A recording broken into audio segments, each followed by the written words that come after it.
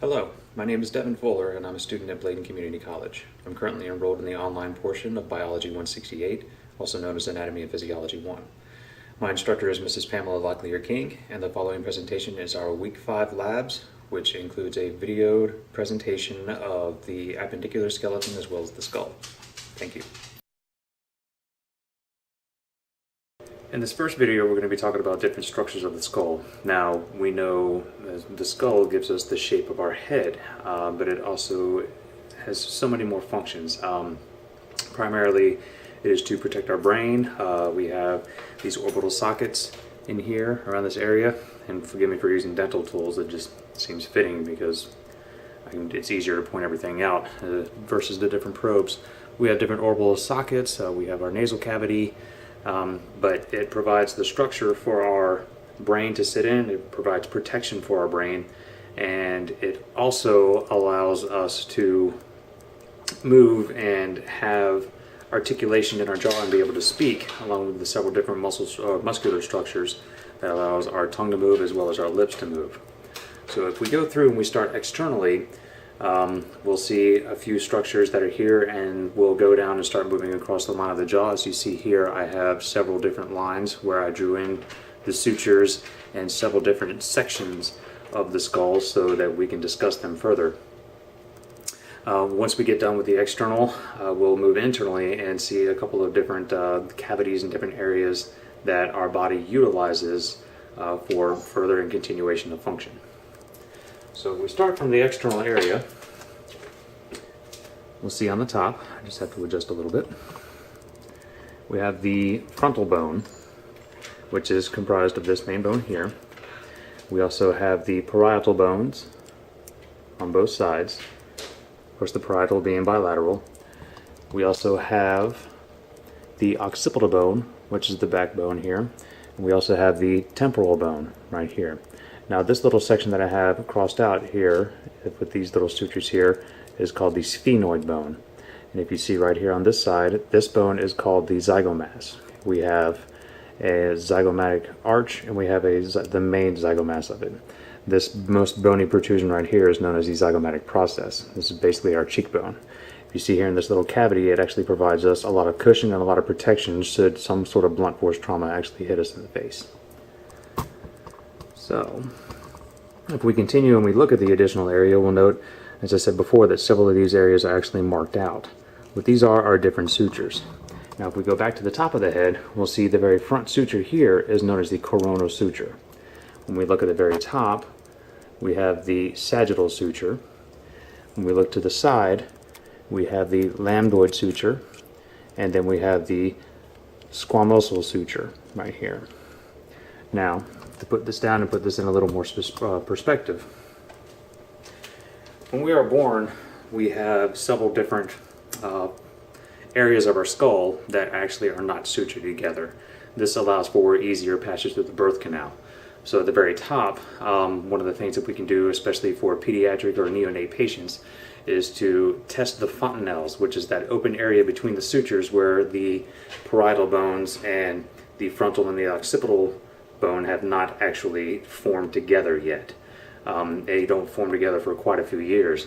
As I stated, or will state soon in the second video, it takes approximately 30 years before bones actually meet their full calcified density. But the bones of the human skull generally are completely formed within a year to 3 years, case dependent on any type of congenital birth defect or any additional issues that actually happen with the patients. So if we continue and we actually go to the facial bones, the skull and the face anatomically are considered two different things, especially when it comes to the medical field. So when we look at the areas of the face, we see, of course, the nasal cavity in here where our olfactory nerves from the cranial nerves come in and we're able to smell. And we have these two different foramen that are back here. This is actually little areas for our ocular nerve to go back and hit the occipital portion of our brain, which is where the ocular nerves are connected, and protected back here in the occipital portion so that we can actually see. Now, midway through the skull, the occipital nerves actually cross. So then they make an X back here prior to actually meeting into the occipital portion of the brain. But if we look at the facial bones, we see, of course, the nasal cavity, and we have bilaterally our nasal bones, and we also have our maxilla bones right here. When I turn the skull to the side, we'll see this little area, and underneath here there's actually a little duct, which is our tear duct, also known as our nasolacrimal duct.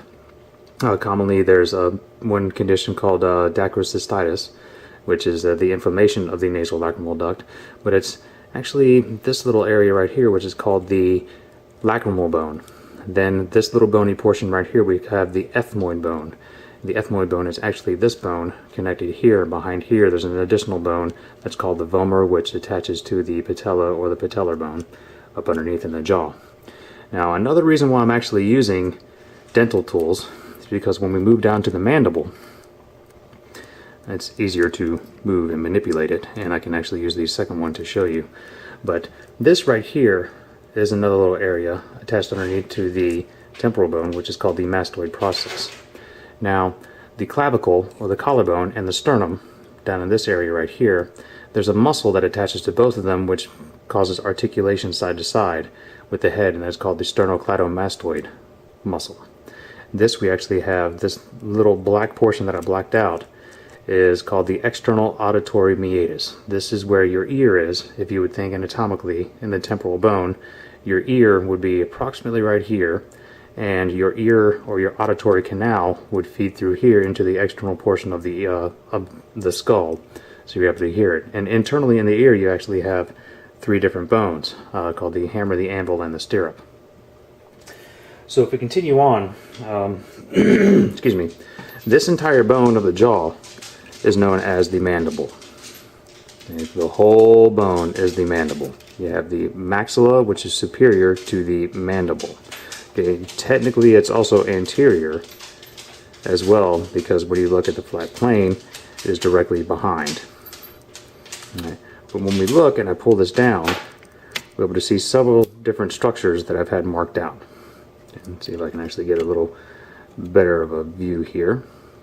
There we go. So what we have here is the mandibular head. Right, this is the portion that actually fits into the skull. Okay. It actually fits directly underneath the temple, and this is known as the temporal mandibular joint. Okay, it's for articulation of the jaw, so that you're actually able to talk, which our skull right here is a little shocked about that. So we'll move him into the correct area. And this joint up in here is stated as the temporal mandibular joint. This allows us to articulate and move with proper muscle function our jaw to chew and grind food, as well as talk or shout, case dependent on the scenario. But this head is also known as the condyle. Right, this is the mandibular condyle. Okay, up underneath here you have the mandibular notch. This would just be kind of like the femoral head. This is the femoral, or sorry, the mandibular neck. So you'd have the head, the mandibular neck. This is known as the mandibular notch. Okay, and this separate section right here is known as the mandibular ramus, or the ramus of the mandible. Alright, and this of course right here is being the mandibular angle, but there's also this separate process right here, which is known as the coronoid process of the mandible. Alright, and as we continue to go down with the mandible, we note that there's another separate section that I have sectioned off right in here.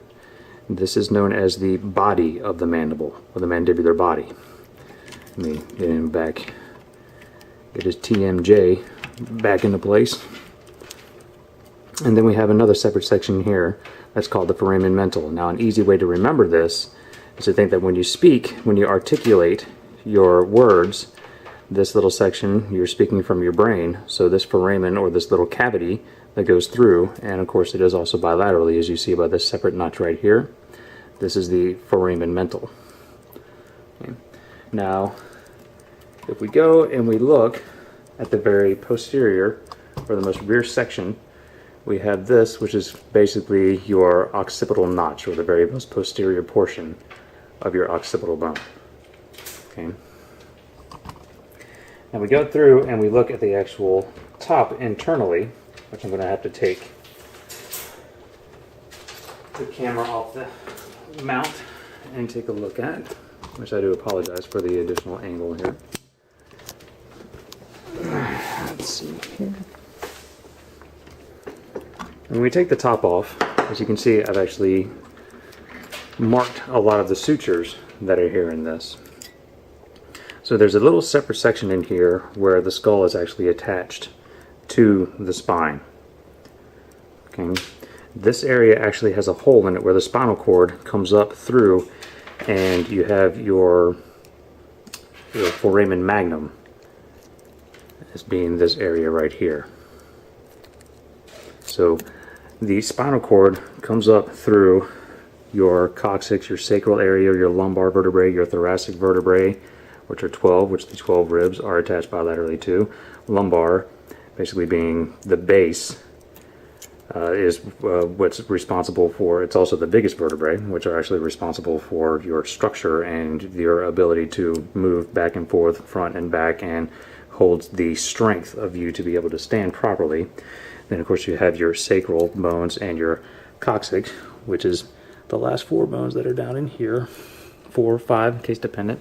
And of course you have your cervical vertebrae, and your cervical vertebrae attached to the skull, and your spinal cord comes through the foramen magnum. Now the foramen magnum also has the brain stem, which attaches to the brain, and the brain stem is comprised of 4 main components, which is your medulla oblongata, your pons, your thalamus, and your hypothalamus, not in that order.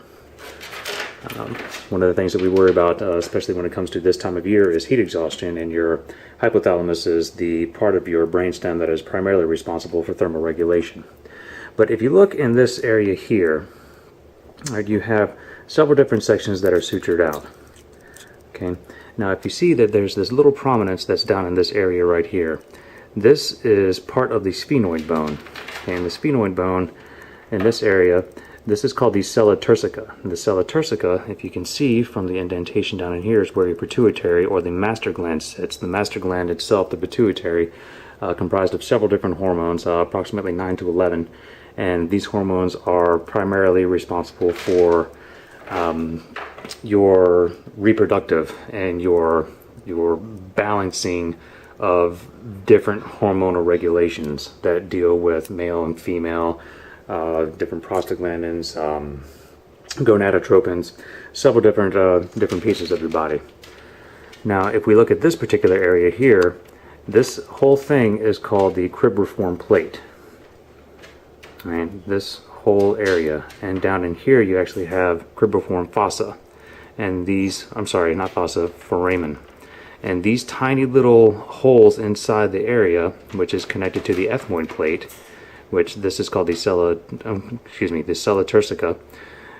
This little area is where your olfactory nerves come up and meet with the cranial nerves that continue back and meet with your brainstem and your olfactory senses to allow you to interpret different smells.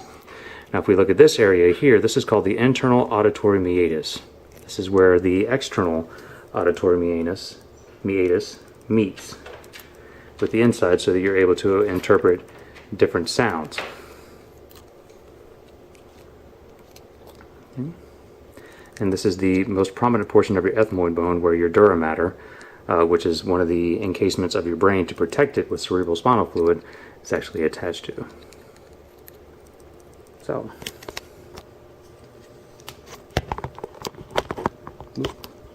my apologies.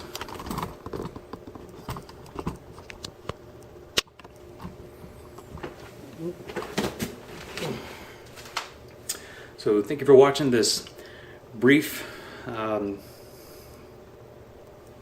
presentation. I'm going to have to put the skull back together on the skull. Hopefully you learned something and you gathered something from this today. I know it was very quick, it seemed very rushed, but if you have any questions, please leave comments in this section, and we'll talk to you soon in section 2, the appendicular skeleton. Thanks.